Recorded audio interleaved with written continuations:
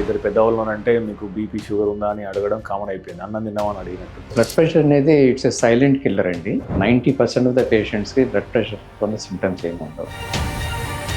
ఒక వ్యక్తికి 100% బీపీ ఎక్కువగా ఉంది, ఇతనికి ఏదో రకమైన ట్రీట్మెంట్ అవసరం అని ఎలా నిర్ధారణ చేస్తారు? చాలామంది పేషెంట్స్కి హాస్పిటల్లో బీపీ రికార్డ్ చేసినప్పుడు ఎక్కువగా ఉంటుంది అన్నమాట. దాన్ని వైట్ కోట్ హైపర్ టెన్షన్ అంటాం. సో అలాంటి వాళ్ళకి ఏం చేస్తామంటే మేము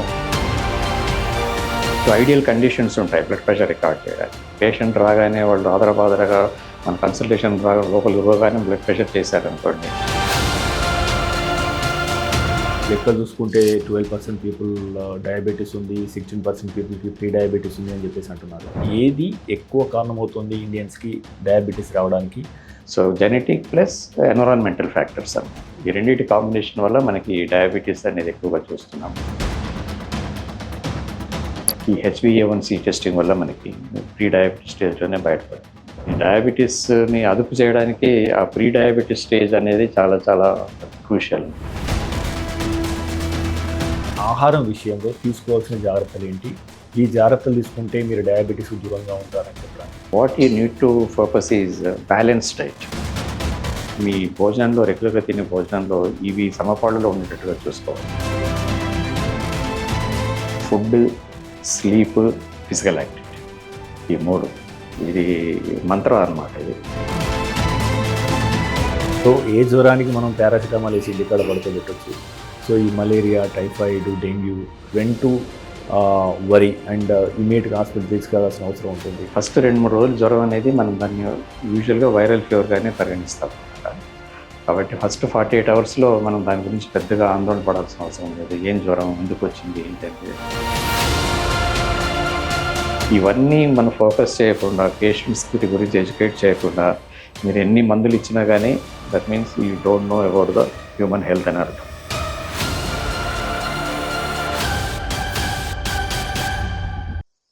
ఏనా ఇవాళ చాలా హ్యాపీగా ఉన్నావు. మెడిసిన్ బిల్ ఇంత తక్కువగా వస్తే హ్యాపీగా ఉండక ఎలా ఉంటామమ్మా? ఇంత తక్కువ రేట్కే ఇస్తున్నారంటే క్వాలిటీలో ఏమైనా డిఫరెన్సెస్ ఉన్నాయేమో. మార్కెటింగ్, డిస్ట్రిబ్యూషన్, ఇంకోటోనే అదనపు ఛార్జీలు లేవు కాబట్టే 50 to 80% మనకి డిస్కౌంట్ లో ఇస్తున్నారు. MedPlus. Hi viewers, welcome to MedPlus one TV. దేశంలోని ప్రముఖ డాక్టర్స్ను పరిచయం చేసే వేదిక డాక్టర్ స్టాకు స్వాగతం. ప్రస్తుతం మనం కేఆర్ నాంపల్లిలో ఉన్నాం. సో మనతో ఉన్నారు డాక్టర్ గోవర్ధన్ గారు. గత 3 దశాబ్దాలుగా జనరల్ మెడిసిన్లో తన సేవలు అందిస్తూ వస్తున్నారు. సో ఆయన అడిగి అంటే ముఖ్యంగా ఈ వర్షాకాలంలో సీజనల్గా ఎలాంటి వ్యాధులు వస్తున్నాయి, సో అవి రాకుండా మనం ఎలాంటి జాగ్రత్తలు తీసుకోవాలి, ముఖ్యంగా ఈ బీపీ, షుగరు, సో ఈ తెలుగు వాళ్ళకు భారీగా అంటే కేసులు ఎందుకు పెరుగుతున్నాయి, సో జీవనశైలిని ఏ రకంగా మార్చుకుంటే మనము వీటి నుంచి దూరంగా ఉండే అవకాశం ఉంది, లేదా తక్కువ లక్షణాలతో తక్కువ తీవ్రతతో మనం బయటపడే అవకాశాలు ఉంది అనే అంశాలను తెలుసుకునే ప్రయత్నం చేద్దాం. సో డాక్టర్ గారు నమస్తే. నమస్కారం.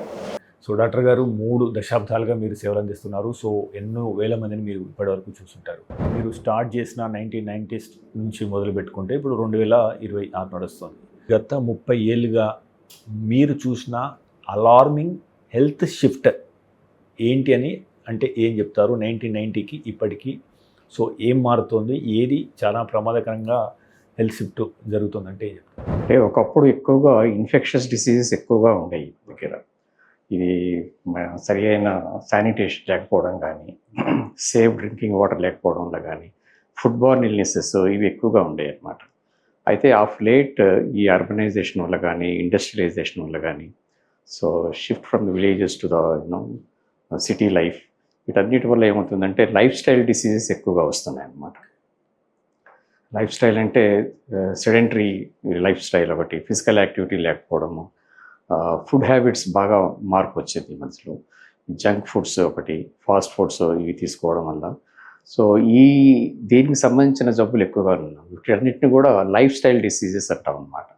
సో లైఫ్ స్టైల్ డిసీజ్ అంటే ముఖ్యంగా diabetes, high blood pressure, coronary artery disease అంటే హార్ట్ అటాక్స్, అట్లాగే సెర్బ్రోవాస్కులర్ యాక్సిడెంట్స్. సో ఇవన్నీ కూడా life style related diseases. So వీటిలో ఎక్కువగా మేజర్ షిఫ్ట్ కనబడుతూ ఉందన్నమాట. అయితే ఈ మార్పులో ఈ డెవలప్డ్ కంట్రీస్, డెవలపింగ్ కంట్రీస్లో వ్యత్యాసం ఉంటుందన్నమాట. ఇప్పుడు ఈ డెవలప్డ్ కంట్రీస్లో ఈ ఇన్ఫెక్షస్ డిసీజెస్ అవి కొంచెం తక్కువగా ఉంటాయి మన దగ్గర. ఎందుకంటే దానికి కారణం ఏంటంటే వాళ్ళకి ఎన్విరాన్మెంటల్ హైజీన్ ఒకటి, శానిటేషన్, మంచి సేఫ్ డ్రింకింగ్ వాటర్, వాటి మీద ఎక్కువ ఫోకస్ ఉంటుంది. కాబట్టి అక్కడ కంటే కూడా మన దగ్గర ఇంకా కూడా మనం చాలా వెనుకబడి ఉన్నాం. సేఫ్ డ్రింకింగ్ వాటర్ ప్రొవైడ్ చేయడంలో, ఎన్విరాన్మెంటల్ శానిటేషన్లో చాలా వెనుకబడి ఉన్నాం. కాబట్టి మనకి ఇంకా ఇన్ఫెక్షన్స్ డిసీజ్ బర్డెన్ అనేది చాలా ఎక్కువగానే ఉంది. సో డాక్టర్ గారు, అంటే ఇప్పుడు సాధారణంగా మన ఏ ఫ్యామిలీకైనా కానీ ఒక ఇద్దరు పెద్దవాళ్ళు అంటే మీకు బీపీ షుగర్ ఉందా అని అడగడం కామన్ అయిపోయింది. అన్నం తిన్నామని అడిగినట్టు, అంటే అంత కామన్గా చాలామందికి వస్తున్నట్టు మనకు కనబడుతుంది. సో లెక్కలు చూసుకుంటే 12% పీపుల్ డయాబెటీస్ ఉంది, 16% పీపుల్కి ప్రీ డయాబెటీస్ ఉంది అని చెప్పేసి అంటున్నారు. సో ఇంకొకటి అవగాహన, ముఖ్యంగా హైపర్ టెన్షన్ విషయానికి వస్తే, బీపీ విషయానికి వస్తే, మనకు WHO రీసెంట్గా ఇచ్చిన దాని ప్రకారం మన ఇండియన్స్లో కేవలం 12% బీపీ పేషెంట్లు మాత్రమే వాళ్ళ బీపీని కంట్రోల్లో ఉంచగలుగుతున్నారు అని చెప్పేసి ఒక నివేదిక బయటకు తీసుకొచ్చింది. సో 12% బీపీ పేషెంట్లకు మాత్రమే బీపీ పూర్తి కంట్రోల్లో ఉంటే మరి రిమైనింగ్ 80 పేషెంట్ల పరిస్థితి ఏంటి? సో మీ దగ్గరికి ఎవరన్నా బీపీ పేషెంట్ వచ్చి, సార్ నా బీపీ ఉంది but that is under normal, so నా పనులన్నీ నేను సక్రమంగా చేసుకోవాల్సి ఉన్నాను, సో నాకు ట్యాబ్లెట్ అవసరమా అని అంటే వాళ్ళకి మీరు ఎట్లా కౌన్సిల్ చేస్తారు? సో ఇది ఒక రకమైన టైం బాంబు, మీరు దీన్ని ఖచ్చితంగా కంట్రోల్లో పెట్టుకోవాల్సిన అవసరం ఉందని ఎలా కౌన్సిల్ చేస్తారు? బీపీ గురించి మామూలుగా ప్రజల్లో చాలా అపోహలు ఉన్నాయి. సో అయితే బీపీ మందులు మొదలు పెడితే, ఒకసారి మొదలు పెట్టామంటే లైఫ్ లాంగ్ వాడాల్సి ఉంటుంది, ఇది అలవాటు అయిపోతాయి, ఇట్లాంటి కొన్ని అపోహలు ఉన్నాయి. అట్లాగే చాలామంది బీపీ పేషెంట్స్కి 50% పేషెంట్ దే డోంట్ నో, వాళ్ళకి అసలు బీపీ ఉన్న విషయమే తెలియదు. తర్వాత కూడా బీపీ ఉన్న వాళ్ళకు కూడా చాలామంది, మీరు చెప్పారు కదా ఆ పర్సంటేజ్ పీపుల్, 50%, మీరు అంటే ఇంకా ఎక్కువ, చాలా తక్కువ చెప్పారు. 50% పేషెంట్స్కి వాళ్ళ బీపీ కంట్రోల్లో ఉండదు. అంటే వాళ్ళకి ఆప్టిమైజేషన్ ట్రీట్మెంట్ అనేది ఉండదన్నమాట.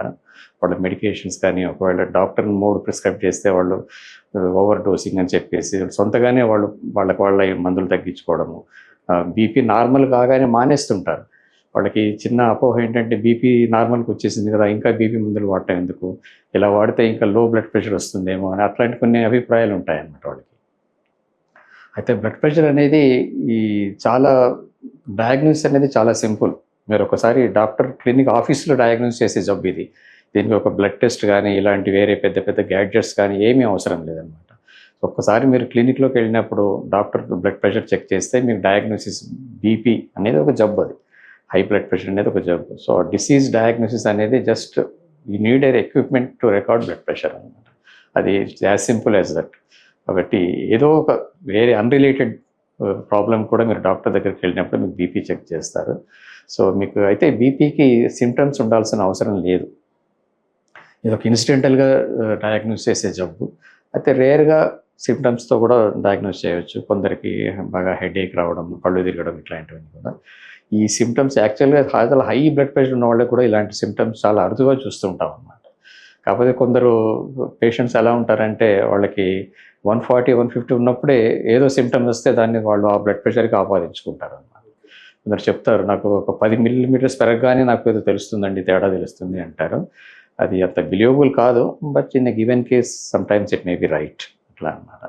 సో ఈ బ్లడ్ ప్రెషర్ అనేది ఒకటి డయాగ్నోసిస్ డిటెక్ట్ చేయడం అనేది చాలా ఇంపార్టెంట్. ఒకటి బ్లడ్ ప్రెషర్లో అంటే మన కేటగిరీస్ ఉంటాయి. So severe hyper tension, mild hyper tension అని ఇట్లా కేటగిరీస్ ఉంటాయి అన్నమాట. So mild high blood pressure ఉన్న వాళ్ళు కొంతకాలం వరకు మందులు లేకుండా ట్రై చేయొచ్చు. అంటే నాన్ ఫార్మకలాజికల్ థెరపీ అంటారు అనమాట.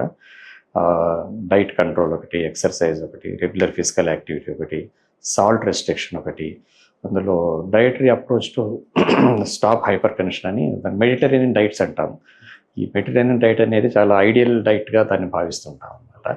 ఎక్కువ plenty of fruits, vegetables, olive oil, so high fibre diet, ఇదంతా కూడా మెడిటరేనియన్ డైట్లో భాగం అనమాట.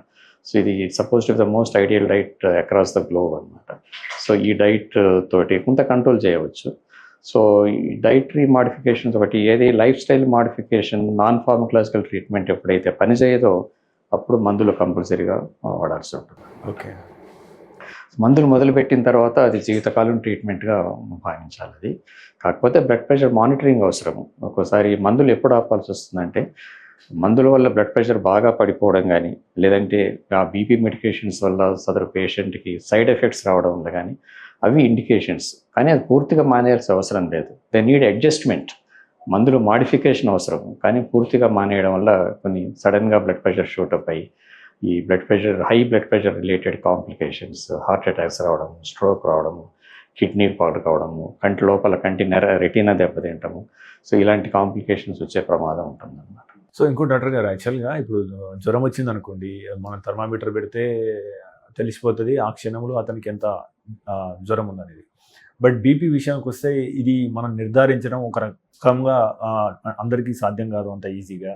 సో అంటే పరిస్థితులను బట్టి, అతనున్న మానసిక స్థితిని బట్టి, ఆయన ఉన్న ప్రదేశాన్ని బట్టి, ఆయన ఉన్న మిగతా ఎన్నో రీజన్స్తోనే ఆయన బీపీ మారుతూ ఉంటుంది. సో ఒక వ్యక్తికి 100% బీపీ ఎక్కువగా ఉంది, ఇతనికి ఏదో రకమైన ట్రీట్మెంట్ అవసరము అని ఎలా నిర్ధారణ చేస్తారు? దానికి మీరు ప్రాక్టికల్గా అంటే ఎలాంటి మెథడ్స్ తీసుకొచ్చారు?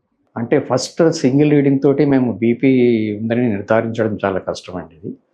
అయితే చాలామంది పేషెంట్స్కి హాస్పిటల్లో బీపీ రికార్డ్ చేసినప్పుడు ఎక్కువగా ఉంటుందన్నమాట కొందరికి. దాన్ని వైట్ కోట్ హైపర్ టెన్షన్ అంటాము. అంటే ఇది డాక్టర్ ఆఫీస్లో బీపీ ఎక్కువగా ఉంటుంది, అదే బ్లడ్ ప్రెషర్ ఇంటికి పోయిన తర్వాత బీపీ రికార్డ్ చేస్తే వాళ్ళకి నార్మల్ రేంజ్లో ఉంటుందన్నమాట. సో ఇది కంపల్సరీగా ఇది చాలా మందిలో చూస్తుంటాం వైట్ కోట్ హైపర్ టెన్షన్ అనేది. సో అలాంటి వాళ్ళకి ఏం చేస్తామంటే మేము హోమ్ బీపీ రికార్డింగ్ అడ్వైస్ చేస్తాం అన్నమాట. ఇప్పుడు బ్లడ్ ప్రెషర్ బీపీ ఆపరేటర్స్లో అన్ని అఫోర్డబుల్ ప్రైసెస్లో ఉన్నాయి వాళ్ళకి, కాబట్టి ఇంట్లో కూడా బీపీ రికార్డ్ చేసుకోవచ్చు. హోమ్ బీపీ మానిటరింగ్, అలాగే ఇంకొక ఫెసిలిటీ ఏంటంటే అంబులేటరీ బ్లడ్ ప్రెషర్ మానిటరింగ్. అంటే పేషెంట్ వాళ్ళు మన దైనందిక జీవితంలో వాళ్ళు పనులు చేసుకుంటూ కూడా ఆ ఎక్విప్మెంట్, ఆ డివైస్ మీకు అటాచ్ చేస్తే అది బీపీ రికార్డ్ చేస్తూ పోతుంటుంది, 24 hours రికార్డ్ చేస్తుంది, night during sleep, when your awake. So దీన్ని అంబులేటరీ బ్లడ్ ప్రెషర్ మానిటరింగ్ అంటారు అన్నమాట. అయితే ఆఫీస్లో డాక్టర్ రికార్డ్ చేసే బీపీ కంటే కూడా దీనికి రిలయబిలిటీ అనేది ఎక్కువ ఉంటుందన్నమాట. ఏది అంబులేటరీ బ్లడ్ ప్రెషర్ మానిటరింగ్ కానీ, లేదంటే ఇంట్లో పేషెంట్ స్వయంగా బ్లడ్ బీపీ చూసుకునేవి కూడా వాటికి ఎక్కువ ఇది క్రెడిబిలిటీ ఉంటుందన్నమాట. సో కాబట్టి మేము ఎవరైతే బీపీ ఫ్లక్చుయేషన్స్ ఎక్కువగా ఉంటాయో, లేకపోతే ఈ ఆఫీస్ బ్లడ్ ప్రెషర్కి హోమ్ బ్లడ్ ప్రెషర్కి తేడాలు ఎక్కువ ఉంటాయో, ఈ home BP monitoring, ambulatory BP monitoring ద్వారా వాళ్ళకి హైపర్ టెన్షన్ అనేది మనం నిర్ధారించవచ్చు అన్నమాట. సో దాన్ని then we'll categorize mild, moderate hypertension అని. So class 1 category, class 2 category అని ఇట్లా కేటగరైజ్ చేస్తారన్నమాట. అదే మైల్డ్ హైపర్ టెన్షన్ ఉన్నప్పుడు నేను ఇందాక చెప్పినట్టుగా మీకు ఈ నాన్ ఫార్మకలాజికల్ థెరపీ అడ్వైజ్ చేస్తాము. ఇప్పుడు ఫస్ట్ టైం రికార్డింగే 160, 170 ఉందనుకోండి సిస్టాలిక్, 160/100, 170/110 అలా ఉందనుకోండి, ఆఫీస్లోనే 2-3 సార్లు చెక్ చేస్తాం. The patient is more relaxed. అది బీపీ రికార్డ్ చేసే సిచ్యుయేషన్స్ కూడా చాలా ఇంపార్టెంట్ అన్నమాట. దానికి ఐడియల్ కండిషన్స్ ఉంటాయి బ్లడ్ ప్రెషర్ రికార్డ్ చేయడానికి. పేషెంట్ రాగానే వాళ్ళు ఆదరబాదరగా మన కన్సల్టేషన్ లోపలికి పోగానే బ్లడ్ ప్రెషర్ చేశారనుకోండి, చేస్తే అది కొంచెం ఎక్కువగా ఉండే అవకాశం ఉంటుంది. కనీసం అట్లీస్ట్ పేషెంట్ 20-30 minutes రిలాక్స్డ్గా ఉండాలి అవుట్ పేషెంట్ క్యాబిన్ బయట తర్వాత.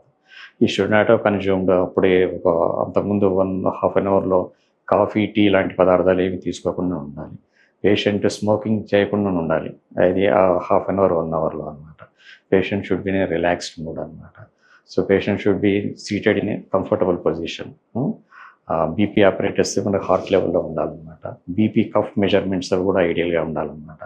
ఇప్పుడు మనం రొటీన్గా వాడే బీపీ కఫ్ మెజర్మెంట్స్ ఒబేస్ పేషెంట్కి అది సూటబుల్ కావు, వాళ్ళు ఆర్మ్ సర్కంఫరెన్స్ ఎక్కువ ఉంటుంది. అలాంటప్పుడు మీకు ఫాల్స్లీ హై రికార్డింగ్స్ ఇలాంటివి వస్తాయన్నమాట. సో ఇవన్నీ ఐడియల్ కండిషన్స్ అన్నమాట. ఈ ఐడియల్ కండిషన్స్లో కూడా మీకు బ్లడ్ ప్రెషర్ ఎక్కువ రికార్డ్ అయింది అనుకోండి, so you're most likely that patient has high blood pressure అన్నమాట. సో అట్లా నిర్ధారిస్తాం అన్నమాట. అట్లా నిర్ధారించిన తర్వాత అప్పుడు patient we'll educate the patient that he needs medications, needs life long medications, plus diet, exercise, physical activity, avoid smoking, alcohol అంటే moderate drinking అని చెప్తాను నేను. మోడరేట్ డ్రింకింగ్ అంటే 2 drinks for man, 1 drink for a women అట్లా అని చెప్తామన్నమాట. So ఇట్లాంటి కొన్ని health education tips అవి ఇస్తుంటాము. Regular monitoring of blood pressure ఇనిషియల్గా 1-2 months కొంచెం రెగ్యులర్గా చూసుకుంటూ ఉండాలి. వన్స్ మందుల వల్ల స్టెబిలైజ్ అయిన తర్వాత 3 monthsకి 4 monthsకి ఒకసారి చెక్ చేసుకున్నా సరిపోతుంది. So but most of the times BP operators చాలామంది ఇళ్లలో ఉంటున్నాయి ఇప్పుడు బీపీ ఆపరేటర్స్. ఎస్పెషల్లీ కోవిడ్ ఇది వచ్చిన తర్వాత బీపీ ఆపరేటర్స్ ఉంటున్నాయి, పల్స్ ఆక్సిమీటర్స్ ఉంటున్నాయి, నెబులైజర్స్ ఉంటున్నాయి. సో పేషెంట్స్కి కూడా ఒక అవగాహన అనేది కొంచెం ఇవన్నీ అవేర్నెస్ వచ్చినాయి. ఓకే, కాబట్టి they can frequently monitor. So doctor గారు మీరు అన్నట్లు అంటే సీజీఎం లాగా మనం 24 అవర్స్ బీపీ మానిటర్ చేసే విషయన్స్ ఉన్నాయి. సో ప్రశాంతమైన వాతావరణంలో అతను తీసుకుంటాము. హోమ్లో ఒక 3-4 సార్లు బీపీ చూసుకుంటాము. దాన్ని బట్టి మనము ట్రీట్మెంట్ ఎట్లా అయ్యాలి, లైఫ్ స్టైల్ చేంజెస్ ఏం చేసుకోవాలని చెప్పేసి మీరు సలహా ఇస్తారని చెప్తున్నారు కదా. సో అంటే మనం ప్రారంభంలో గుర్తించడం ద్వారా అదొకవేళ మీడియము అప్పుడే స్టార్ట్ అయితే మనం మందులు లేకుండా నయం చేయవచ్చు అని కూడా చెప్పారు కదా. సో ప్రారంభంలో గుర్తించడానికి యాక్చువల్గా సో అంటే ఇప్పుడు మారుతున్న జీవనశైలికి ఎప్పుడు ఎవరికి బీపీ వస్తుందో అర్థం కాని పరిస్థితి ఉంది. చాలామందికి ఎఫెక్ట్ అయ్యే అవకాశం ఉన్నది. కాబట్టి ఈ లక్షణాలు వస్తే మీకు బీపీ వచ్చే అవకాశం ఉంది, లేదా మీ లైఫ్ స్టైల్ ఇలా ఉంటే మీకు బీపీ వచ్చే అవకాశం ఉంది. సో ఈ జాగ్రత్తలు తీసుకోండి, లేదా ఇప్పుడు వెంటనే గుర్తించడానికి ఈ లక్షణాలు మీ శరీరంలో కనబడతాయి అని చెప్పడానికి మీరేమైనా సలహా ఇస్తారు? సో బ్లడ్ ప్రెషర్ అనేది ఇట్స్ ఎ సైలెంట్ కిల్లర్ అండి. సో బ్లడ్ ప్రెషర్ అనేది ఏమి సిమ్టమ్స్ లేకుండా కూడా ఉండే ఛాన్సెస్ ఎక్కువగా ఉంటాయి. సో 90% ఆఫ్ ద పేషెంట్స్కి బ్లడ్ ప్రెషర్తో సిమ్టమ్స్ ఏమి ఉండవండి. చాలా హై బ్లడ్ ప్రెషర్ ఉన్న వాళ్ళకి మాత్రమే ఈ సిమ్టమ్స్ అనేది ఎక్కువగా ఉంటాయన్నమాట. అంటే ఎక్కువగా హెడేక్ రావడము, కొంచెం డిజినెస్ లాగా రావడము, చెస్ట్లో హెవీనెస్ కానీ, ఆయాసం లాంటివి కానీ, సో పాల్పిటేషన్స్, సో ఇలాంటి కార్డియక్ సిమ్టమ్స్ అనేవి చాలా హై బ్లడ్ ప్రెషర్ ఉన్న వాళ్ళకే ఉంటాయన్నమాట. కాబట్టి ఇట్స్ ఎ మ్యాండేటరీ. ప్రతి పేషెంట్ ప్రతి వాళ్ళకి ఎప్పుడో ఏదో ఒక టైంలో సిక్ అవుతుంటారు. కాబట్టి డాక్టర్కి వెళ్ళినప్పుడు డాక్టర్ ఆఫీస్లో కంపల్సరీగా బీపీ చెక్ చేయించుకోవడం అనేది యూజువల్గా చేస్తారు. Every doctor will check blood pressure. Without checking blood pressure no patient will go out patient clinic అన్నమాట. సో తర్వాత అంటే ఎవరు అట్ రిస్క్ ఎవరు ఉంటారు అనుకుంటే కనుక ఎక్కువగా sedentary life style, physical activity బొత్తిగా ఏం లేకుండా ఎక్కువ ఆఫీస్ జాబ్ చేసే వాళ్ళకి ఒకటి, జంక్ ఫుడ్స్ ఎక్కువగా తీసుకునే వాళ్ళకి ఒకటి, స్మోకర్స్ ఒకటి, ఇల్లిసిట్ డ్రగ్స్ అంటే మాదక ద్రవ్యాలు వాడే వాళ్ళకి, ఆల్కహాల్ ఎక్కువ కన్జ్యూమ్ చేసే వాళ్ళకి, people are over weight so వాళ్ళకి, ప్లస్ డయాబెటీస్ ఉండే వాళ్ళకి. సో ఈ blood pressure, diabetes, blood pressure మోరాలెస్ అవన్నీ కూడా కపుల్డ్ అనమాట. అవన్నీ కూడా సో చాలామంది almost 70% of the diabetics will have high blood pressure అనమాట. సో ఓవర్ వెయిట్ ఉండే వాళ్ళకి గురక జబ్బు ఉంటుంది, వాళ్ళకి గురక పెడుతుంటారు. గురక పెట్టే వాళ్ళకి ఏంటంటే డే టైమ్ స్లీపీనెస్ ఎక్కువ ఉంటుంది. పగలు వాళ్ళకి క్వాలిటీ ఆఫ్ లైఫ్ చాలా పూర్గా ఉంటుంది అనమాట. పగలు ఎక్కువ నిద్రపోతుంటారు వాళ్ళు. ఇట్లా కార్లో పోతూనే ట్రావెల్ చేస్తూనే నిద్రపోతుంటారు, న్యూస్ పేపర్ చూస్తూనే నిద్ర వస్తుంటుంది వాళ్ళకి. So they fall asleep while watching TV చూస్తూ నిద్రపోతుంటారు. మీరు I know some patients out patient waiting హాల్లో కూర్చొని నిద్రపోతుంటారు అనమాట. So we can easily identify వీళ్ళకి గురక జబ్బు ఉంది అనేది. ఈ గురక జబ్బు ఎక్కువ ఉండే వాళ్ళకి బీపీ కూడా ఎక్కువ ఉంటుంది. ఓకే. గురక జబ్బు వల్ల బీపీ అనేది తొందరగా కంట్రోల్ కాదు, వాళ్ళకి బీపీ రెసిస్టెంట్గా ఉంటుంది అనమాట. So you have to address simultaneously both sleep disorder and high blood pressure అనమాట. So these are the some problems where అట్లా ప్రెగ్నెంట్ పేషెంట్స్. సో ప్రెగ్నెన్సీలో కంపల్సరీగా బ్లడ్ ప్రెషర్ మానిటరింగ్ అనేది all trimester, first trimester, second trimester. So especially ప్రెగ్నెన్సీలో blood pressure అనేది చాలా ప్రమాదకరం అనమాట. వాళ్ళకి టాక్సీమియా ఆఫ్ ప్రెగ్నెన్సీ అని వస్తుంటుంది అనమాట. ఈ ప్రీఎక్లైంట్ టాక్సీమియా ఒకటి, ఎక్లాంప్సియా అనేది, ఇవన్నీ కూడా ప్రెగ్నెన్సీలో చాలా ప్రమాదకరమైన సిచ్యువేషన్స్. సో ప్రెగ్నెన్సీలో బ్లడ్ ప్రెషర్ ఉన్నప్పుడు స్ట్రిక్ట్ కంట్రోల్ అనేది చాలా చాలా అవసరం. హాయ్ వ్యూవర్స్, విలువైన విశ్వసనీయమైన ఆరోగ్య సమాచారాన్ని అందించడానికి మనం మెట్ప్లస్ టీవీని ఏర్పాటు చేశాం. అనతి కాలంలోనే మనం 3 లక్షలకు పైగా సబ్స్క్రైబర్లు, అదే రకంగా 7 కోట్ల వ్యూస్ను సాధించుకున్నాం. మీ సహకారానికి ప్రత్యేక ధన్యవాదాలు. అయితే మన ఛానల్ చూస్తున్న వారిలో ఇప్పటికీ 94% పైగా మంది సబ్స్క్రైబ్ చేసుకోకుండానే చూస్తున్నారు. మీకు తెలుసు, మనం దేశంలో ఉన్న టాప్ డాక్టర్ను ఇంటర్వ్యూ చేస్తూ వస్తున్నాం. అదేవిధంగా అమెరికాలో ఉన్న టాప్ డాక్టర్స్ని ఎంతో మందిని ఇంటర్వ్యూ చేయడం ద్వారా మనం తెలుగులో ఎంతో విశ్వసనీయమైన ఆరోగ్య సమాచారాన్ని ఇస్తూ వస్తున్నాం. సో ఇలాంటి ఇంటర్వ్యూలు మరిన్ని చేయడానికి, మాకు అవకాశం ఇవ్వడానికి మీరు ఛానల్ని సబ్స్క్రైబ్ చేసుకోండి. అదే రకంగా ఈ ఛానల్ని సబ్స్క్రైబ్ చేసుకోవడం ద్వారా ఈ విలువైన సమాచారం ఏదైతే తెలుగులో ఉందో ఇది 10 మందికి చేరి వారికి కూడా ఉపయోగపడే అవకాశం ఉంటుంది. So please subscribe and watch MedPlus TV. Doctor గారు, ఇప్పుడు మన డయాబెటీస్ విషయానికి వస్తే, సో వరల్డ్లో సౌత్ ఏషియాలో ఎక్కువ కేసులు కనబడుతున్నాయి. ఇప్పుడు ఇండియన్ డయాబెటీస్ క్యాపిటల్ అంటున్నాము. సో అంటే దీనికి మన జీన్స్లో తేడా ఉంది, దీనివల్లనే ఎక్కువ కేసులు వస్తున్నాయి అనుకోవచ్చా? లేదా మనం ముఖ్యంగా rice is the main culprit అని కొంతమంది అంటున్నారు. So is it true or our sedentary life is the main cause? ఈ మూడిట్లో ఏది ఎక్కువ కారణమవుతుంది ఇండియన్స్కి డయాబెటీస్ రావడానికి? సో నెక్స్ట్ ఒక 5 to 10 yearsలో మీ ప్రిడిక్షన్ ఏంటి? ఇప్పుడు ఆల్రెడీ ప్రీ డయాబెటిక్లో ఆల్మోస్ట్ 15-16 కోట్ల మంది ఉన్నారు. మీ ప్రిడిక్షన్ ఏంటి? ఏం చేస్తే బాగుంటుంది అనుకుంటున్నారు? ఇప్పుడు డయాబెటీస్ అనేది it's not single factor, it's multi factorial. So ఎందుకు మన సౌత్ ఏషియాలో ఎక్కువ ఉంది అంటే కొంతవరకు జెనెటిక్ ప్రీడిస్పోజిషన్ కూడా ఉంటుందన్నమాట. జెనెటిక్ ప్రీడిస్పోజిషన్ ఒకటి, మన డయటరీ హ్యాబిట్స్ ఒకటి, and over weight, obesity. So ఇవి ఇంపార్టెంట్. ఆఫ్ కోర్స్ మిగతావన్నీ sedentary life style, lack of physical activity, food habits ఇవన్నీ కూడా వస్తాయన్నమాట. So genetic plus environmental factors అన్నమాట. ఈ రెండింటి కాంబినేషన్ వల్ల మనకి డయాబెటీస్ అనేది ఎక్కువగా చూస్తున్నాం. Even in India you're compared with North India and South India. South ఇండియాలో ఎక్కువ అంటున్నారు, but they attribute it to because we're more rice eaters అది ఇది అంటారు. కానీ బట్ ద డిఫరెన్స్ అనేది చాలా మార్జినల్గా ఉంటుంది. వీటానికి రైస్కి పెద్ద తేడా ఏముండదు. మేము అన్నారు కదా 10-15 yearsలో ఇంకా ఈ డయాబెటీస్ ఇన్సిడెన్స్ ఇంకా పెరిగే ఛాన్స్ ఉంది, కానీ తగ్గే ఛాన్స్ లేదు. Unless we focus on life style modifications ఒకటి, ఈ వెయిట్ రిలేటెడ్ ప్రాబ్లమ్స్ ఒకటి, ఇవన్నిటిని కూడా ఫోకస్ చేస్తే కానీ డిసీజ్ అదుపులో ఉండే అవకాశం లేదండి. Okay. So best thing is early detection is also important. So as part of general health checkups ఇందులో కూడా మనం every hospital have health checkup programs అన్నీ ఉంటాయి కాబట్టి, సో మనం చాలా ప్రీ డయాబెటీస్ స్టేజ్లోనే గుర్తించగలుగుతున్నాం అనమాట. ఈ HbA1c టెస్టింగ్ వల్ల మనకి ప్రీ డయాబెటీస్ స్టేజ్లోనే బయటపడుతుంది అనమాట. సో ప్రీ డయాబెటీస్ నుంచి డయాబెటీస్ ప్రోగ్రెషన్ ఆపడానికి అక్కడ మనం చాలా ఎఫర్ట్ పెట్టవచ్చు అనమాట. That is where we can so make a difference. ఏది ప్రీ డయాబెటీస్ నుంచి డయాబెటీస్ రాకుండా చూసుకోవడంలో అక్కడ బాగా స్ట్రిక్ట్ లైఫ్ స్టైల్, అగ్రెసివ్గా లైఫ్ స్టైల్ మేనేజ్మెంట్ ఒకటి, వెయిట్ రిడక్షన్ ఒకటి, మన డయటరీ హ్యాబిట్స్ కంట్రోల్ చేసుకోవడము, ఫిజికల్ యాక్టివిటీ అట్లీస్ట్ ఒక 150 minutes in a week, regular physical activity, aerobic exercise అంటారు. రెగ్యులర్ వాకింగ్ కానీ, సైక్లింగ్ కానీ, స్విమ్మింగ్ కానీ ఇలాంటివి చేయడం వల్ల సో అది ఎక్సర్సైజ్ ప్రోగ్రామ్ అనేది చాలా చాలా ఇంపార్టెంట్ అన్నమాట. సో వీటి వల్ల మనము డయాబెటీస్ ప్రోగ్రెస్ని ఆపేయచ్చు అనమాట. వన్స్ డయాబెటీస్ సెట్స్ ఇన్, ఇంకా తర్వాత it have its own natural course అనమాట. ఇంకా తర్వాత drugs, insulin injections, weight loss medications అవన్నీ కూడా దట్స్ ఏ డిఫరెంట్ స్టోరీ తర్వాత. సో మనం దీన్ని డయాబెటీస్ని అదుపు చేయడానికి ఆ ప్రీ డయాబెటీస్ స్టేజ్ అనేది చాలా చాలా క్రూషియల్ అనమాట.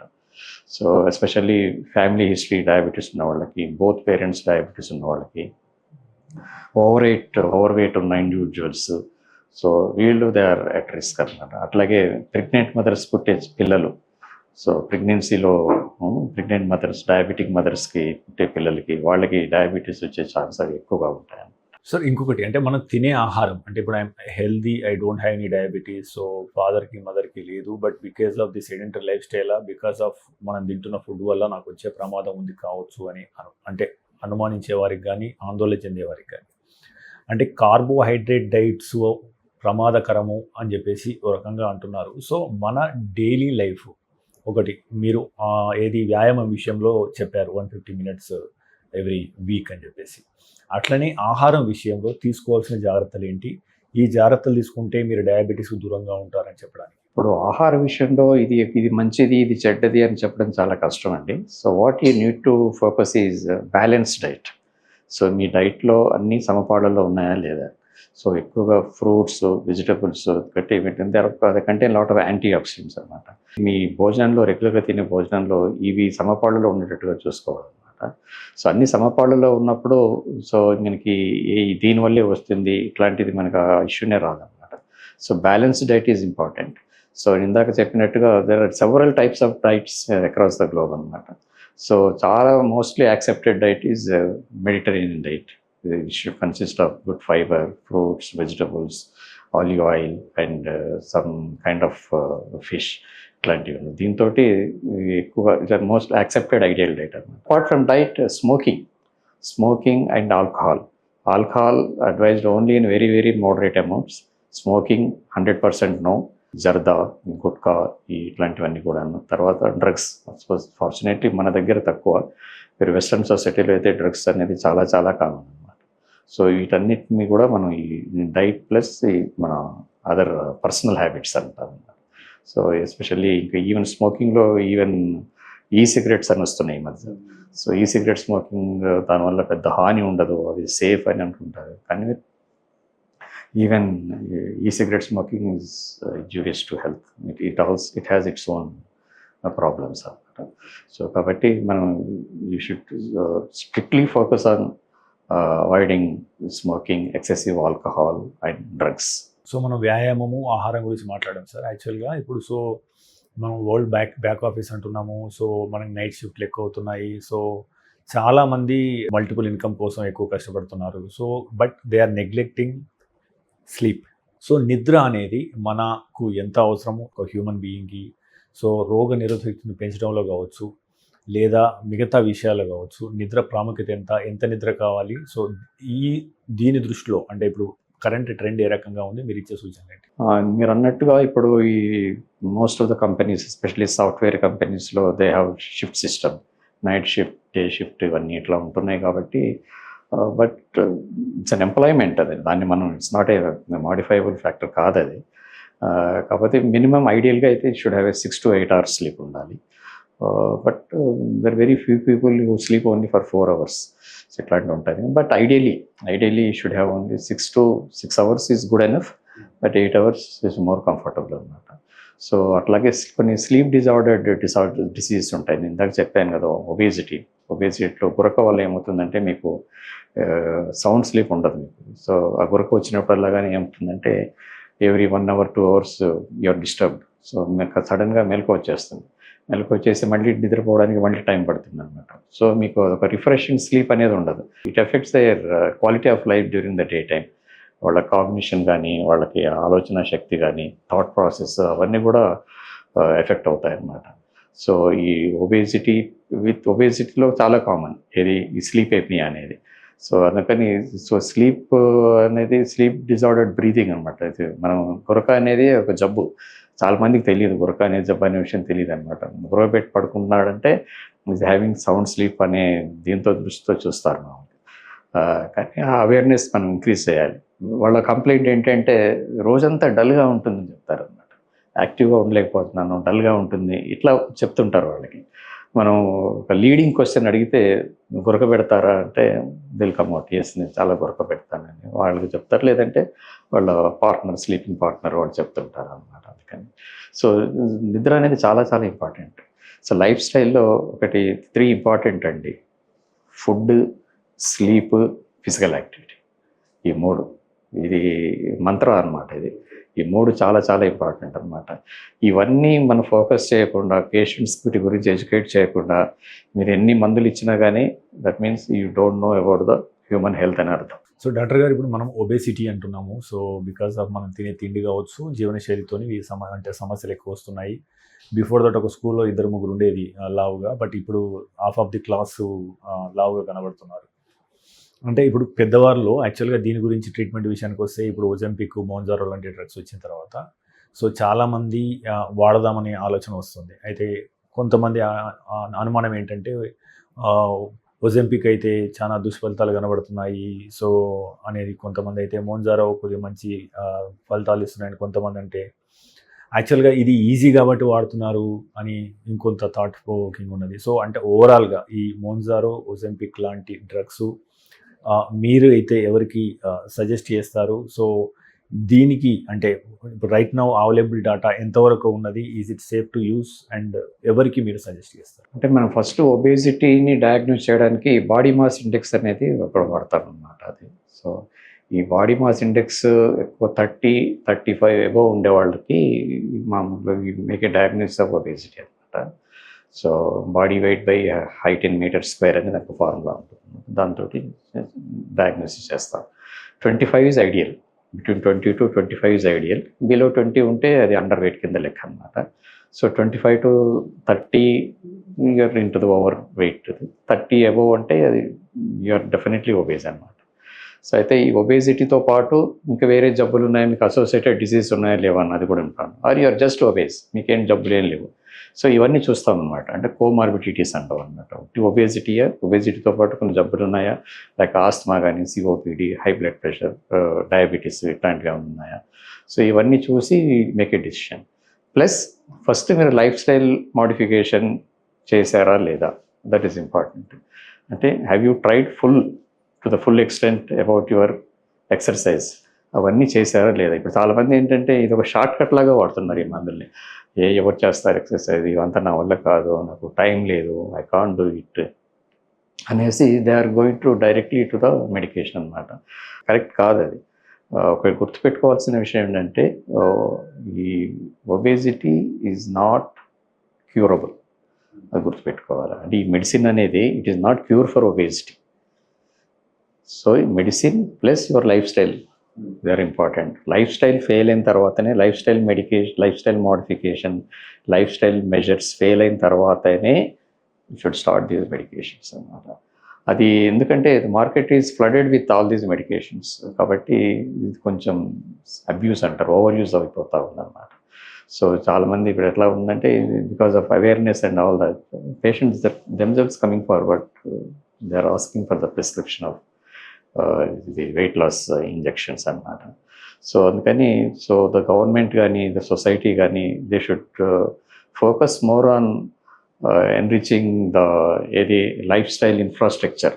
దాని మీద ఎక్కువ ఫోకస్ చేయాలన్నమాట. అది ఫెయిల్ అయితేనే then you should go for that. And అది స్టార్ట్ చేసిన తర్వాత you should not stop this.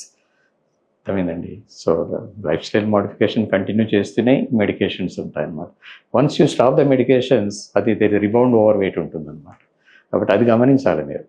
So these drugs are not going to cure your obesity. అది అనేది చాలా ఇంపార్టెంట్ అన్నమాట. కొంచెం వెయిట్ లాస్ కొంచెం అచీవ్ చేసిన తర్వాత you should continue to maintain your life style అనమాట. అప్పుడే మీకు మందుల వల్ల దీన్ని చాలా ఎఫెక్ట్ ఉంటుందన్నమాట. సో ఇప్పుడు సైడ్ ఎఫెక్ట్స్ ఉన్నాయి. There are side effects. అంటే ఒక్కోసారి డ్రగ్ ఎఫెక్ట్ ఎక్కువ ఉంటుంది, కావాల్సిన దానికంటే ఎక్కువ ఉంటుంది. ఉన్నప్పుడు you lose your muscle mass అంతా పోతుంది, సార్కోపీనియా అంటారు అన్నమాట. సో ఈ కొన్ని అపిటైట్ బాగా తక్కువ ఉంటుంది వాళ్ళకి, ఇంజెక్షన్ తీసుకున్న వాళ్ళకి ఆకలి తక్కువగా ఉంటుంది. So they will have nutritional problems, food అవి కొంచెం తక్కువ తీసుకుంటారు. So they will have nutritional deficiencies.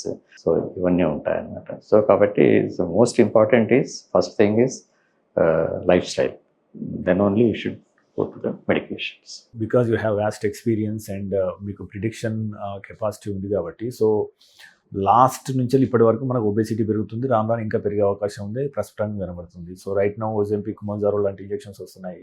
So before that మనకు ఈ వెయిట్ రిడక్షన్ సర్జరీస్ బాగా జరిగేది. Even some of the incidents also covering that weight reduction surgeries because obesity అదొక వ్యాధిగా పరిగణించబడుతుంది. సో అంటే ఇలాంటి నేపథ్యంలో అంటే what will be the future when the cases are increasing? అంటే ఇది మనం మందులతోని రాను రాను తక్కువ చేస్తామా? సో వెయిట్ రిడక్షన్ సర్జరీస్ ఏ ఉన్నాయో అవి రాను రాను తగ్గుతాయని మీరు భావిస్తున్నారు? అంటే ఇప్పుడు బైరియాట్రిక్ సర్జరీ, ఇప్పుడు ఈ వెయిట్ లాస్ ఇంజెక్టబుల్ మెడికేషన్స్ వచ్చిన తర్వాత చాలా తగ్గిందండి బైరియాట్రిక్ సర్జరీ. సో చాలామందికి అంత అవసరం రావట్లేదు. అంటే ఒక రకంగా దీనికి ఒక సబ్స్టిట్యూట్ లాగా వచ్చేసినాయి అన్నమాట మెడికేషన్స్ అని. But still there is some role where bariatric surgery has importance. అంటే మార్బిడ్లీ ఒబేసిటీ, అంటే బాడీ మాస్ ఇండెక్స్ 40, 45, 50 ఉండే వాళ్ళకి, అట్లాంటి వాళ్ళకి. So where these people cannot tolerate these medications, ఈ మెడికేషన్స్ టాలరేట్ చేయని వాళ్ళకి, లేకపోతే నాకు అన్ని రోజులు ఐ కాంట్ యూజ్ మెడికేషన్స్ అనుకునే వాళ్ళకి there is a role for bariatric surgery ఉంది దానికి కూడా. But it has some problems. కానీ బట్ ద వెయిట్ రిడక్షన్ అనేది చాలా ఎక్కువ ఉంటుందన్నమాట బైరియాట్రిక్ సర్జరీలో. దీంతో 10-12% ఉంటుంది ఇంజెక్టబుల్ మెడికేషన్స్ తోటి. దీంతో you can achieve weight reduction of 20%, 30%. So అది ఒక అడ్వాంటేజ్ ఉంటుందన్నమాట. But it's only very small subset of population bariatric surgery is indicated. But మీరు అన్నట్టుగా ఈ మెడికేషన్స్ వచ్చిన తర్వాత దాన్ని కొంచెం తగ్గింది, బైరియాట్రిక్ సర్జరీ యాక్సెప్టెన్స్ తగ్గింది. జనరల్ మెడిసిన్ డాక్టర్ దగ్గర మేము వెళ్తాం అనగానే చాలామంది తల్లి నుంచి మాకు వచ్చిన క్వశ్చన్ ఏంటంటే, యాక్చువల్గా మనం వర్షాకాలంలో అంటే మెయిన్ సీజన్లో ఉన్నాము, సో మా పిల్లల విషయంలో మాకు జాగ్రత్తలు కావాలి అని చెప్పేసి అడుగుతుంటారు యాక్చువల్గా. సో అంటే సీజనల్ ఫీవర్స్కి దూరంగా ఉండాలంటే పిల్లల విషయంలో తల్లిదండ్రులు తీసుకోవాల్సిన జాగ్రత్తలు ఏంటి అనేది మొదటి క్వశ్చన్ సార్. ఇప్పుడు సీజనల్ ఫీవర్స్ అంటే ఇప్పుడు depends upon the season. So rainy season అనుకోండి, it is all water and food borne diseases అనమాట. సో వాటర్ కంటామినేషన్ ఒకటి, సో ఈ వీటిలో ఫుడ్ కంటామినేషన్ ఒకటి, స్ట్రీట్ ఫుడ్స్, సో మన అపరిశుభ్రంగా ఉండే ఆహారము, ఆర్ రిఫ్రిజిరేటెడ్ ఫ్రిడ్జ్లో వచ్చి తినే పదార్థాలు, వీటితోటి చాలా జాగ్రత్తగా ఉండాలన్నమాట. సో ఫ్రెష్లీ కుక్డ్ ఫుడ్ అనేది always better. So avoid street foods ఒకటి, వాటర్ ఒకటి only filtered water or safe drinking water అది తీసుకోవాలన్నమాట. So definitely bottled water whatever it is. So water is very very very important in seasonal, ఈ at least rainy సీజన్లో వచ్చే జబ్బులు అనమాట. ఇప్పుడు వాటర్ తోటి మనకి టైఫాయిడ్ వస్తుంది, టైఫాయిడ్ ఒకటి, మన హెపటైటిస్ ఒకటి, హెపటైటిస్ ఏ, హెపటైటిస్ ఈ, కలెరా. సో ఇవన్నీ కూడా వాటర్ బార్న్ డిసీజెస్ అనమాట. సో కాబట్టి to have safe drinking water is utmost importance అనమాట. ఒకటి ఫుడ్ ఒకటి, సో ఫ్రెష్లీ కుక్డ్ ఫుడ్ తీసుకోవడం ఒకటి, సో అవాయిడ్ స్ట్రీట్ ఫుడ్స్ ఒకటి. సో నాన్ వెజ్ అవన్నీ it all depends how healthy your cooking అనేది, దట్ ఈజ్ ఇంపార్టెంట్ అనమాట. సో అది కాకుండా ఇంకో సీజన్ అంటే మన వింటర్ సీజన్ వచ్చింది అనుకోండి, అప్పుడు కొంచెం ఫ్లూ ఇవి ఎక్కువగా వస్తుంటుంది అనమాట. సో ఇన్ఫ్లుయెన్జా అనేది అప్పుడు ఆ సీజన్స్లో కామన్ ఉంటుంది. సో ఫ్లూకి వ్యాక్సిన్స్ ఉన్నాయి, బట్ వ్యాక్సిన్ కూడా అది యూనివర్సల్గా రికమెండేషన్ లేదు ఫ్లూ వ్యాక్సిన్కి. So only subset of peoples, high risk individuals అని కేటగరైజ్ చేస్తాం మేము.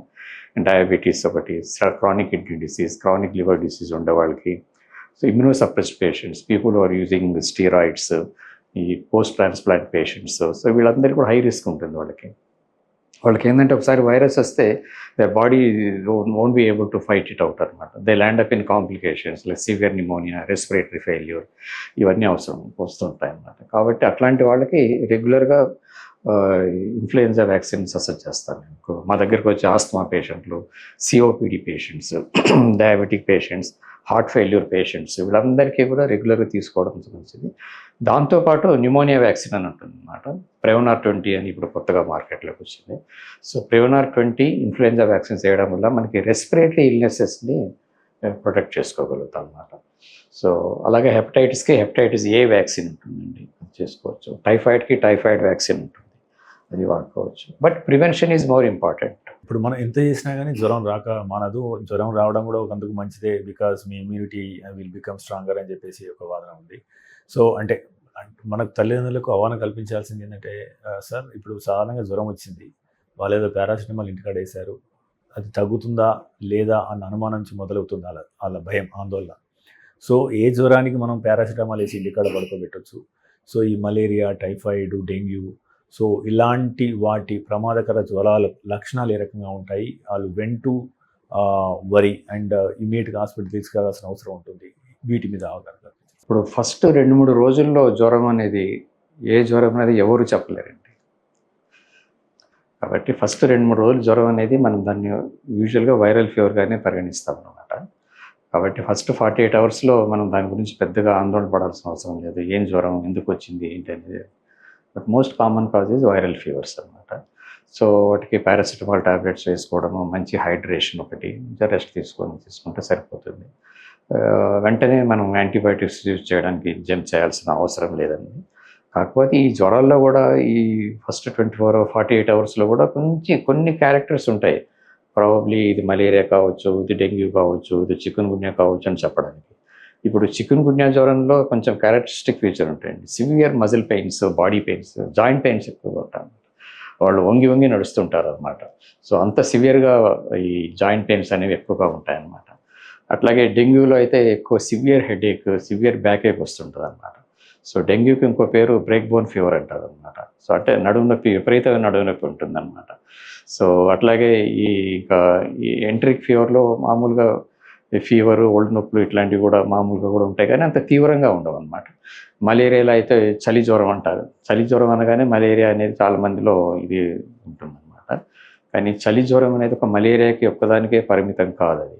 సో మలేరియా ఇప్పుడు యాక్చువల్గా నిజంగా చెప్పాలంటే మలేరియాలో అప్పుడు మనం మా చిన్నప్పుడు చూసిన టిపికల్ స్పైక్స్, చలి రావడము, చెమటలు వచ్చి జ్వరం తగ్గిపోవడము, మళ్ళీ ఒక 24 అవర్స్కి మళ్ళీ చలి రావడము, అలాంటి పీరియాడిసిటీ అనేది ఇప్పుడు ఉంటే జ్వరాల్లో చూడటం లేదనమాట. అందుకని కాబట్టి ఇది ఉంటేనే ఇది అని చెప్పడం, క్లినికల్గా చెప్పడం కష్టము. But there are certain clues, నేను ఇందాక చెప్పిన క్లూస్ కొన్ని ఉంటాయన్నమాట. చికున్ గున్యాకి అయితే సివియర్ జాయింట్ పెయిన్స్, డెంగ్యూకి అయితే హెడేక్ ప్లస్ బ్యాక్ ఏక్, కొన్ని ఉంటాయన్నమాట. టైఫాయిడ్కి అయితే అబ్డామినల్ సిమ్టమ్స్ ఎక్కువగా ఉంటాయి. టైఫాయిడ్ జ్వరంలో కడుపు నొప్పి రావడము, లూజ్ మోషన్స్ రావడము, లేదంటే కొందరికి కాన్స్టిపేషన్ రావడము. యూజువల్గా పొట్టకు సంబంధించిన సిమ్టమ్స్ ప్లస్ ఫీవర్ ఉంటే దాన్ని మేము టైఫాయిడ్గా క్లినికల్గా భావిస్తాం అన్నమాట. అట్లనే మలేరియాలో కూడా ఒక్కోసారి విరోచనాలు అవి ఉంటాయి. సో ఈ రకంగా ఫస్ట్ 48 అవర్స్ మనం దాని గురించి పెద్దగా, కానీ ఒక్కోసారి కొన్ని క్లూస్ ఉంటాయి. ఫస్ట్ 48 అవర్స్లోనే బీపీ పడిపోవడము, కళ్ళు తిరగడము, బాగా లిథార్జీ అంటే డల్గా పడుకోవడము, సో ఇలాంటివి మంచి లక్షణాలు కాదనమాట. ఏదంటే ర్యాష్ రావడము, సో ఇవన్నమాట ఇట్లాంటివి దే ఆర్ వార్నింగ్ సైన్స్ అనమాట. అదేదో సంథింగ్ సీరియస్ అనేది అనమాట. పేషెంట్ నార్మల్గా ఉండి నార్మల్ ఆహారం తీసుకోగలిగి ఉండి ఉట్టి జ్వరమే ఉందనుకోండి, దాన్ని మనం first 48 hours should presume that it is viral. ఉట్టి పారాసెటమాల్ తోటి మేనేజ్ చేసుకోవాలి. ఇప్పుడు హై ఫీవర్ ఉంటే తడుగుడుతో ఒళ్ళు చూసుకోవడం అది చేయాలి. ఒకటి వెంటనే యాంటీబయాటిక్స్ యూజ్ చేయడానికి జంప్ చేయొద్దు. ఒకటి ఈ పెయిన్ కిల్లర్స్ ఉంటాయి. పెయిన్స్ బాగా ఉన్నప్పుడు ఏంటంటే టెండెన్సీ ఉంటుంది షాప్లోకి వెళ్ళి పెయిన్ కిల్లర్స్ తీసుకోవడం, యాసిక్లోఫెనాక్ అని, ఇట్లాంటివి ఐబుప్రోఫెన్ ఇట్లాంటివి కొన్ని పెయిన్ కిల్లర్స్, అవి they are not safe. Paracetamol is safe for fever. అంటే ఇప్పుడు మీరు అన్నారు కదా సార్, యాక్చువల్గా యాంటీబయాటిక్స్ వాడొద్దు అని చెప్పేసి. బట్ అంటే ఇప్పుడు కొంతమంది చిన్నదానికి ఆందోళన, కొంతమంది అయితే కొంతమంది ఇంటికాడనే ట్రీట్మెంట్ ఒక 5 రోజులు ట్రై చేసే వాళ్ళు కూడా చాలామంది ఉంటారు. సో వాళ్ళు ఒక 2-3 రోజులు జ్వరం తగ్గకపోతే they will try something else, tablets without doctor prescription. So ఇప్పుడు ఈ యాంటీబయాటిక్ రెసిస్టెన్స్ అని ఏదైతే మనం వింటున్నామో, is it become dangerous in the future? So how dangerous it is? So ఈ మనకి ఏదైతే ఈ యాంటీబయాటిక్ రెసిస్టెన్స్ ఉందో అది సూపర్ బగ్ల కోసం ఎట్లా తయారవుతుంది? సో దీనికి ఎవరు బాధ్యత వహించాలి? యాక్చువల్గా దీని గురించి కొద్దిగా అవగాహన కల్పించండి. అవును, యాక్చువల్లీ ఫ్యూచర్ గురించి కాదు, we are already in danger because of antibiotic abuse or misuse whatever it is. So దీన్ని యాంటీమైక్రోబియల్ స్టీవార్డ్షిప్ అంటాం అన్నమాట. అంటే యాంటీమైక్రోబియల్ స్టీవార్డ్షిప్ అంటే smart use of antibiotics, use when it is required అనమాట. సో ఇది ఇప్పుడు మెయిన్ ఫోకస్ అనమాట. యాక్చువల్గా ఏది మనం ఈ బ్యాక్టీరియల్ రెసిస్టెన్స్, యాంటీమైక్రోబియల్ రెసిస్టెన్స్ తగ్గించడానికి అనేది యాంటీబయాటిక్ స్టీవార్డ్షిప్ అనేది చాలా చాలా ఇంపార్టెంట్ అనమాట. సో ఇందాక చెప్పినట్టుగా మనం ఫస్ట్ ఇమీడియట్గా యాంటీబయాటిక్స్ వాడటం ఒకటి అగ్రికల్చరల్ దీంట్లో యూజ్లో యాంటీబయాటిక్స్ ఇవి ఎక్కువగా వాడుతున్నారు. వెటర్నరీ ప్రాక్టీస్, అగ్రికల్చరల్ ఫీల్డ్స్లో మందులు ఎక్కువగా వాడుతున్నారు. దీంతో కూడా కొంత మనకి యాంటీబయాటిక్ రెసిస్టెన్స్ బగ్స్ పెరగడానికి దోహదపడుతున్నాయి అన్నమాట. సో ఇది యాంటీబయాటిక్ యూజ్ రెస్ట్రిక్షన్ ఒకటి. మనకి we don't have a policy అండి, మనకి లెజిస్లేషన్ లేదు. ఇది మనకి మెడికల్ షాప్స్లో ఫ్రీగా అవైలబుల్ ఉన్నాయి. ఈవెన్ ద హైయెస్ట్ యాంటీబయాటిక్స్ కూడా మీరు అందరికీ అందుబాటులో ఉంటున్నాయి అన్నమాట. సో దాన్ని మనం ప్రివెంట్ చేయాలన్నమాట. So certain drugs and antibiotics కొన్ని ఉంటాయి కదా, అవి ఓన్లీ ఆన్ ప్రిస్క్రిప్షన్ ఇవ్వాలి. Doctor qualified prescription with some specific qualifications ఉన్న వాళ్ళు దాంతో ఇవ్వాలన్నమాట. అది లేదు. సో దాన్ని మనం కరెక్ట్ చేసేంత వరకు కూడా no way we can control this antibiotic misuse అనమాట. సో అది అక్కడ మనకి ప్రాబ్లం వస్తుంది. ఇది ఎంత ప్రమాదకరం సార్? అంటే కొద్దిగా చాలా ప్రమాదకరం. ఎందుకంటే ఇప్పుడు మనకి మెడికల్ మీరు రీసెర్చ్ చూసుకుంటే కనుక, డ్రగ్స్ కొత్తగా వచ్చే డ్రగ్స్ చూసుకుంటే కనుక 10 ఏళ్లకు 1-2 కొత్త యాంటీబయాటిక్స్ వస్తున్నాయి. అట్లా అనమాట. మీరు యాంటీబయాటిక్ వచ్చిన 1-2 ఏళ్లలోనే మీకు యాంటీబయాటిక్స్ బగ్స్ రెసిస్టెన్స్ వచ్చేస్తుంది అనమాట. మీకు మిగతా ఉన్న ఇది మెడిసిన్స్ దీని మీద డిస్కవరీ ఉన్న ఇంపాక్ట్, ది ఫోకస్ యాంటీబయాటిక్స్ మీద లేదు. అంటే you are not able to create new antibiotics అనమాట. మీరు క్యాన్సర్ తీసుకోండి, క్యాన్సర్ మెడికేషన్స్ మీకు ఏడాదికి 2-3 వస్తున్నాయి. డిఫరెంట్ క్యాన్సర్స్లో డిఫరెంట్ మెడికేషన్స్, డిఫరెంట్ మాలిక్యూల్స్ చాలా ర్యాపిడ్గా వస్తున్నాయి. కానీ అది మనకి యాంటీబయాటిక్స్ రావట్లేదు అనమాట. అంటే bacteria have learn to fight the antibiotics అనమాట. అవి అంటే ఇది ఒక యుద్ధం లాంటిది అనమాట, బ్యాక్టీరియాకి antibiotics. So bacteria is always taking an upper hand అనమాట. సో కాబట్టి మనం చాలా చాలా ఇబ్బందుల్లో ఉన్నాం అనమాట. కొత్త యాంటీబయాటిక్స్ రాకపోవడం ఒకటి, ఈ యాంటీబయాటిక్స్ మిస్యూజ్ వల్ల బ్యాక్టీరియా తొందరగా రెసిస్టెన్స్ డెవలప్ అయిపోతుంది అనమాట. ఎస్పెషల్లీ మాకు ఇన్పేషెంట్స్ టెర్షరీ కేర్ హాస్పిటల్స్లో మల్టీ డ్రగ్ రెసిస్టెంట్ ప్యాథోజన్స్ అని ఉంటాయి అనమాట. ఎస్పెషల్లీ ఇంటెన్సివ్ కేర్ యూనిట్స్లో దాంట్లో కూడా చాలా కామన్ అది అనమాట. ఒకసారి పేషెంట్కి క్యాన్సర్ ఉంటుంది, క్యాన్సర్ క్యూర్ అయి ఉంటుంది, కానీ he succumb to the infection.